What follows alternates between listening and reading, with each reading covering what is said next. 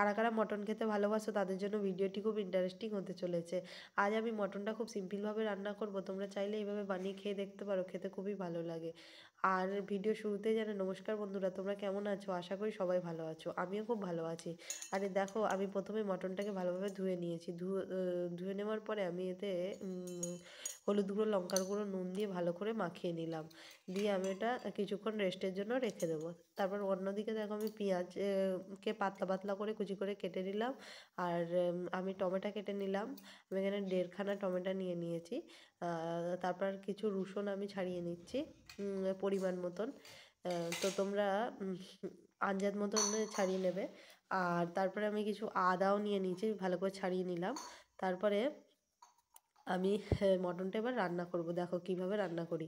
তো আমি প্রথমে এই কড়াইয়ের মধ্যে সর্ষের তেল নিয়ে নিয়েছি। সর্ষের তেলের মধ্যে একটু একটু পাঁচফোড়ন দিয়ে দিলাম। দিয়ে ওই যে কুচি করে রাখা পেঁয়াজ কুচিগুলো দিয়ে দিলাম। তারপরে দিয়ে দিলাম রসুন বাটা, আদা বাটা।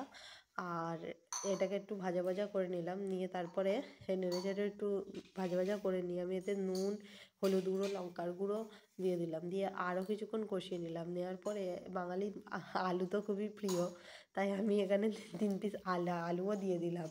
দিয়ে তারপরে একটু টমেটো কুচিও দিয়ে দিলাম।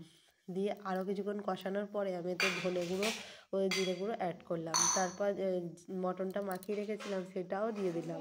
দিয়ে আরও 10 মিনিট ভালোভাবে কষিয়ে নিলাম, নেড়ে চেড়ে কষিয়ে নিলাম।